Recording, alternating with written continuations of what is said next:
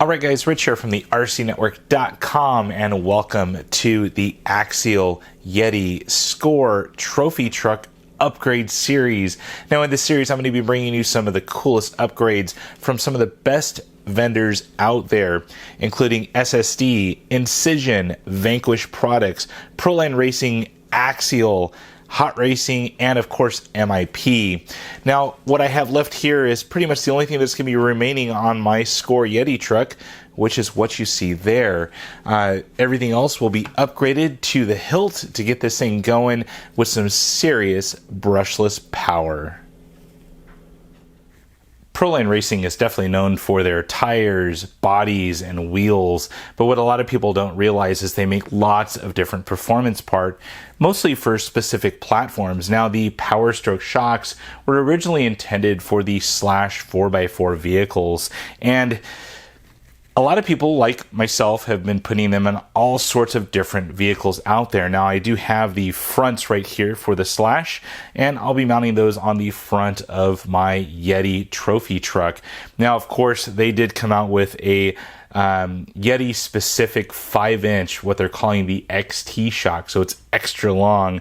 This is a 5-inch shock, and it's meant specifically for the Yeti rear. Now the Yeti rear definitely has a very long travel, being that it has just gobs of travel back here, so it definitely needs a longer shock. So Pro-Line Racing definitely has come to the rescue for lots of us out there. I run these shocks on both of my other Yetis, flawless to say the least. So I'm going to go ahead and pull these out of the package, show you what you get inside the package, and fill them up with some oil and install them later in this video.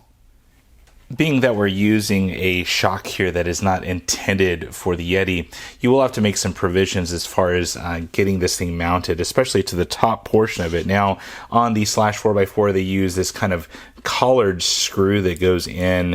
It has kind of like a heavy piece up at the top of the screw, and then when it mounts in, it just mounts straight to the shock tower. Well, can't really use that for the Yeti. It doesn't give us enough screw into the shock tower. So I happen to have an extra one here. This is just one that comes normally on the XT shocks.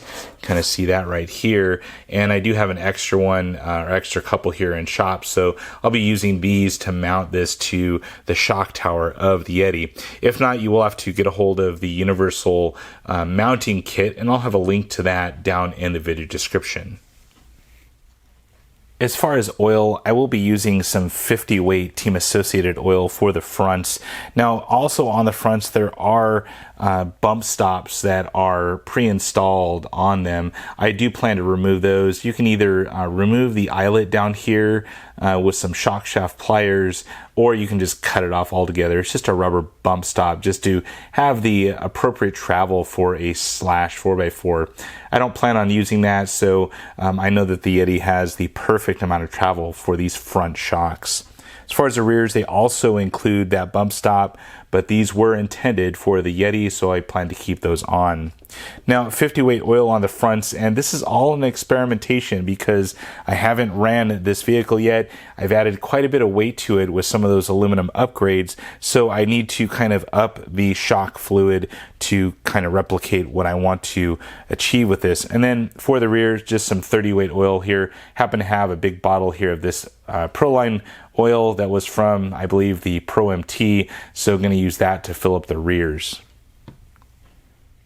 Alright, so the full install of the PowerStroke Shocks is complete, and with that I did have to do a couple of modifications, mostly because these shocks up here are not intended for a Yeti. So had to go to my parts bag, and what's so nice about most of the Axial kits is they actually give you this giant behemoth of just extra parts. Now if you go into the shock package, and this is AX 80034, there's all sorts of different spacers and different items on here that really helped me install these things to clear those modified drive shafts that I have on the front. Now, if you're running stock dog bones or even the stock universals from Axial, if you have the kit version, you should have no issues installing these PowerStrokes on here. But since I am running the Incision line of kind of HD VDIs on the front, they're a little bit thicker than the average dog bone. So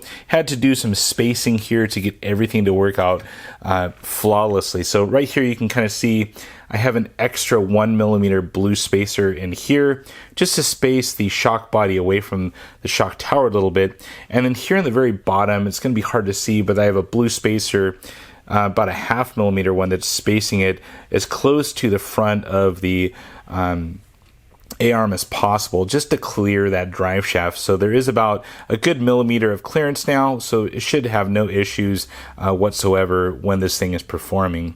So overall, the fluidity of these shocks is just so beautiful.